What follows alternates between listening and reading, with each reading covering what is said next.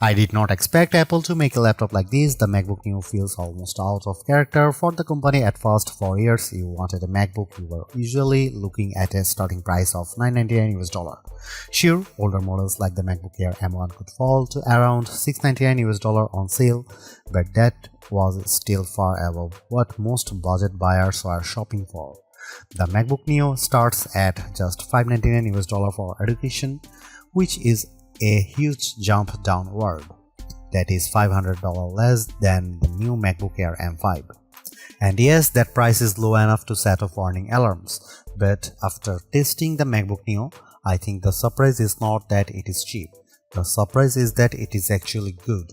In fact, it is the most balanced laptop I have used under $600 US, and it easily beats every Windows laptop I have tried in this class. It also leaves most Chromebooks behind. For $599 US, Apple gives you an aluminum body that feels solid and premium, a bright 500 nit display with rich color, and the A18 Pro chip, which is fast enough for everyday work, streaming, browsing, light productivity, and casual game. The side-mounted speakers are also much better than they have any right to be at this price. So, what did Apple give up to make that happen? Where does this laptop fit in the wider market? And should you actually buy it? Let's get into the full MacBook Neo review. The MacBook Neo is one of the most interesting Apple products in a long time, and it launches at a time when value matters more than ever. Prices are rising across consumer electronics, memory is getting more expensive, global trade pressure is still affecting hardware costs, and people are simply more cautious with money than they used to be. Apple is usually treated as the company that sells premium gear, and that is mostly true. But that does not mean Apple cannot make good value products. The Mac Mini M4 is already a strong example of that. The MacBook Neo goes one step further by targeting the budget and mid-range laptop space directly. That is a market filled with Chromebooks and affordable Windows laptops, and Apple is now entering it with a product built entirely on its own rules. And that is the key point here. The MacBook Neo is cheaper, but it does not feel striped down in the usual way. You still get a beautiful aluminum laptop, now offered in 4 lively color options that make Apple's lineup feel more fun again. The display is another big win. It is a 13-inch Retina panel with 2408 by 1506 resolution, which is sharper than the 1080p screens that dominate this price range. The webcam is 1080p and looks clean for video calls, the speakers sound excellent, and the laptop runs the full version of macOS. That means you are not stuck in a limited or locked down environment. You can use standard Mac apps just like you would on a more expensive Mac. The main compromise is memory. The base model has 8GB of unified memory, which is enough for everyday use, but it is not ideal for heavy multitasking. Even so, for standard schoolwork, browsing, office tasks, and light creative work, it performs well. The real story though is the price. At $599 US, the MacBook Neo is shockingly competitive. For students, the price drops to $499 US, and at that point it becomes very hard to argue against. Finding a Windows laptop or Chromebook that matches this level of build quality and display quality at that price is extremely difficult. Of course, there are trade-offs. The keyboard has no backlight, so it is not ideal in low light, and the 2 USB-C ports use older USB 3 and USB 2 technology instead of modern high-speed standards. Still, even with those compromises, Apple has made one of the strongest budget laptops available in 2026. It may not be the cheapest laptop you can buy, but it is one of the most complete. That alone makes it a serious problem for the competition.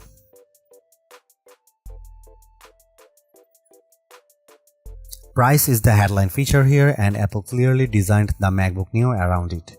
The starting price is $599 US with an extra $100 off for education users. That puts it among the least expensive Macs Apple has ever made. The Mac Mini M4 may cost about the same, but it does not include a display, a keyboard, or mouse, so if you care about total cut out of the box value, the MacBook Neo is the better deal. The base configuration includes a 13-inch liquid retina display, 8GB of unified memory, and a 256GB SSD. Inside, you get Apple A18 Pro chip with a 6-core CPU and 5-core GPU. The A18 Pro originally launched in the iPhone 16 Pro in 2024, and using that chip is one of the main reasons Apple could keep the price this low. Hardware choices are limited, which is expected at this level. The only real upgrade is storage, when you can move from 256GB to 512GB for an extra $100. That is not a bad deal in today's market. The higher storage model also includes a Touch ID button on the keyboard, which gives you fingerprint login, Apple Pay support, and easier authentication. The base model does not include Touch ID. At this price, the MacBook Neo goes directly after low-cost favorites like the HP Chromebook Plus 15.6-inch and the Acer Aspire Go 15. That alone is notable because Apple almost never competes in this part of the market. But in build quality, materials, and overall presentation, the MacBook Neo is ahead of nearly everything in that group. It also changes the meaning of entry-level Mac. The MacBook Air is no longer the cheapest MacBook you can buy, and that makes the new MacBook Air M5's $1,099 starting price feel less painful than it otherwise would. Still expensive, but a little more understandable. One more small but important note: in the UK and Europe, the MacBook Neo does not ship with a charger, only a USB-C cable. That is clearly part of a wider push to reduce e-waste. But it means some buyers will need to purchase a charger separately if they do not already have one. This is where Apple's usual strength shows up immediately. The MacBook Neo may be affordable, but it does not look or feel like a cheap laptop. That is one of the biggest reasons it stands out so much in this category. The aluminum construction gives it a firm, premium feel that most budget laptops simply cannot match. It also comes in 4 colors, which is a welcome change from the usual sea of grey and black notebooks. The review unit I had was the citrus version, which is a bright green shade that feels fresh without being loud in a bad way. Apple also showed the other colors at the launch event. Silver is the classic safe pick, blush gives you a soft pink tone, and indigo is a deeper blue. All of them look polished, not playful in a cheap way. The metal chassis does mean this laptop is not quite as light as some people might expect. It weighs 2.7 pounds or 1.23 kgs, which is the same as the MacBook Air. That is still portable, but for students carrying it around campus or kids moving between rooms, it is not invisible in a backpack. It is also a bit thicker than the Air. Apple has also colored the keyboard to match the body, which helps the whole design feel more unified. That is a small detail, but Apple does a good job with those little visual touches. One thing to know is that Touch ID is not included on the base model. If you buy the 512GB version, you get the fingerprint button on the keyboard. That is much more useful than the standard log button on the cheaper model, especially because Touch ID speeds up logins, purchases, password entries, and app approvals. It is a shame Apple locked that feature behind the more expensive configuration, since biometric security is already common on many cheaper laptops. The keyboard itself is comfortable and familiar. It feels like a proper Magic Keyboard, which is good. The bad news is that it is not backlit. That is probably the clearest compromise Apple made to hit this price point, and it matters more than some people might think. In a dim classroom, a dorm room, or a late-night study session, the missing backlight becomes annoying fast. That may not be a deal breaker, but it is definitely something buyers should know. On the left side, you get 2 USB-C ports. These are also used for charging because there is no MagSafe 3 here. At first glance, the ports look the same, but they are not. The port closer to the back uses USB 3 and tops out at 10 Gbps, which is fine for modern accessories and decent for external storage, though still far slower than the Thunderbolt 4 or Thunderbolt 5 on more expensive MacBooks. You can plug in a 4K 60Hz monitor through it, which is useful. The second USB-C port uses USB 2, which is far slower and only really suitable for basic accessories like a mouse or keyboard. That means the two ports may look identical, but they do very different jobs. This is one of the strangest cost-saving choices Apple made. It works, but it is not elegant. Someone could easily plug a device into the wrong port and wonder why performance is so slow. Even if the logic makes sense, from a cost perspective, USB 2 in a 2026 laptop feels hard to defend. But outside of that, the design is excellent for the money, the aluminum body feels premium, the screen size is practical, and the display is one of the best parts of the laptop. At 13 inches, the panel is portable and easy to carry. At 2408 by 1506, it is sharper than the standard budget laptop display. At 500 nit, it is bright enough to use in a lot of different environments, and with support for 1 billion colors, the image looks rich and vibrant. If you are used to cheap laptops with dim, flat, washed-out panels, the MacBook Neo will feel like a major step up. It is one of the best displays you can get on an affordable laptop and maybe the best overall. The only thing missing is touchscreen support, which Apple still refuses to add here.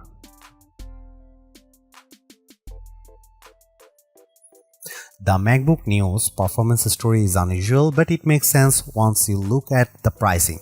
Instead of using an M series chip, Apple chose the A18 Pro, the same chip that powered the iPhone 16 Pro. On paper, that sounds strange. In practice, it is a smart cost-saving move. Apple has been building mobile chips for much longer than its computer chips, and the latest iPhone silicon is extremely capable. For a budget laptop, that may be a better approach than using a weak conventional laptop chip that struggles under normal use. Using an older iPhone chip lets Apple keep the price down while still delivering strong everyday performance. You might wonder why Apple did not simply use an older M chip like the M1. The company says the A18 Pro has a 16-core neural engine that is better suited for on-device AI work, including Apple Intelligence features inside macOS. The M1 is not as strong in that area, and the A18 also uses faster memory, so the choice is more deliberate than it first appears. Because the A18 Pro is still a 64-bit ARM chip, you are not getting some limited phone-only system here. The MacBook Neo runs full macOS, which means standard Mac apps work normally. And that matters. This is not a lockdown machine like many Chromebooks, which are limited to a narrower set of apps, or Windows 11s laptops, which are restricted in annoying ways and often push you toward Microsoft Store downloads and Edge browsing. The MacBook Neo avoids that kind of frustration completely. For everyday use, the experience is very good. macOS runs smoothly enough, and while it is not as fast as a MacBook Pro, it is still impressive for a machine this affordable. I would recommend keeping the workload light and realistic. Use built-in apps, office software, browsing, streaming, and basic creative tools, and the Neo behaves well. I tested it with GarageBand and Keynote, and both worked without issue.